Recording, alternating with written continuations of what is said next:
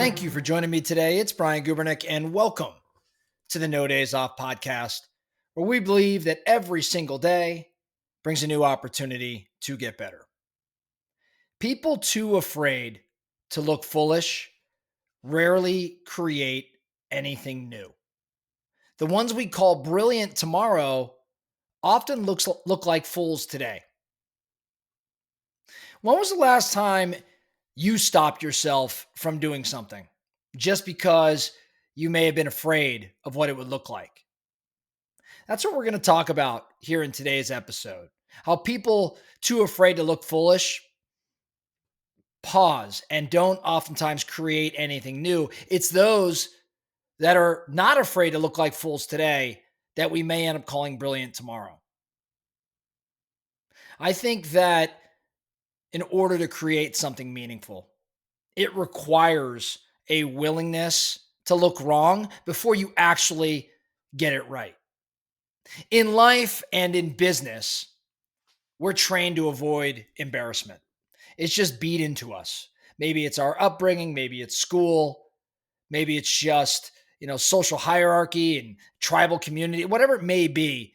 We're just kind of trained to avoid embarrassment. We actually call it being practical or playing it safe, keeping it safe. But safety actually rarely leads to breakthroughs. In your career or on your team or within your company, are you innovating or are you just avoiding risk? If the fear of looking foolish is leading the way, then I guarantee you that mediocrity is probably not too far behind. I think there's lots of places in the real world where we can look, where we see this kind of play out. Individuals who were afraid, or I'm sorry, not afraid to look foolish and therefore made major breakthroughs, whereas their competition or those that didn't even enter the competition were just too afraid to look bad, look foolish. James Dyson comes to mind. The guy created over 5,000 failed vacuum prototypes over 15 years. I mean, think about that. James Dyson had over 5,000 failed vacuum prototypes over a decade and a half. He looked obsessed to the outside world. People he knew in the industry, even friends and peers and family, were saying to him, just give it up. Enough already. But he didn't care. Today, Dyson's a global household name. It's a billion-dollar brand. James Dyson's an engineering icon. He had to look like a persistent lunatic before he looked like a genius. There's a woman I just recently was reading about. Her name's Kara Goldin. She's the founder of a little water company called Hint Water.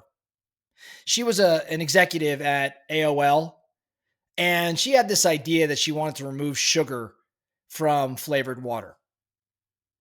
And people were saying, you know what? Nobody wants water without sweetener. Like flavored water without sweetener. Nobody was even asking for that. But she didn't care. She really wanted it. She believed there was an opportunity there. Now Hint, this brand of water, Hint, is one of the top unsweetened flavored water brands in the world. It's worth hundreds of millions of dollars, that company. She was told that she didn't look like a beverage founder. She completely ignored that guidance. Brene Brown. You probably heard of Brene Brown. Her name is synonymous with vulnerability. Her first TED Talk on vulnerability was almost scrapped. She even called that TED Talk a career killer. But then that TED Talk went viral. Millions of people found power in her message, and she actually rewrote how we think about courage and how we think about leadership. See, Brene Brown was willing to look soft in a world obsessed with being tough. She didn't mind that she looked foolish in some regards or to some circles. That willingness to look soft in this world obsessed with being tough has created a heck of a career for Brene Brown. Even in my personal world, when I kind of reflect on maybe some things I did where, you know, I didn't mind looking a fool and it shook out okay for me. I go all the way back in my real estate career when I first started, and the real estate market was turning. And I thought there might be an opportunity in the distressed real estate world.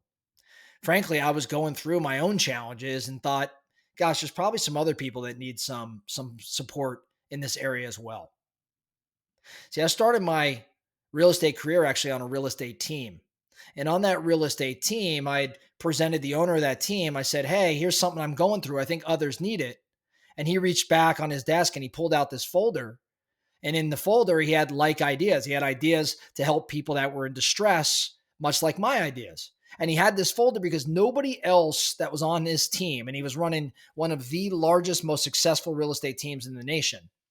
Nobody else on his team was interested in the idea. They actually thought it was a waste of time. But I came into his office talking about this idea one day shortly after I had joined the team. And he goes, you ought to take a look at this because it sounds a lot like you're talking about. And I pursued it. Even though everybody looked at it as a foolish idea, I pursued it.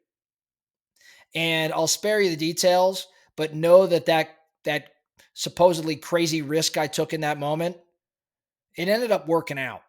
It was frankly the genesis of my entire, not just real estate career, but truly my business career.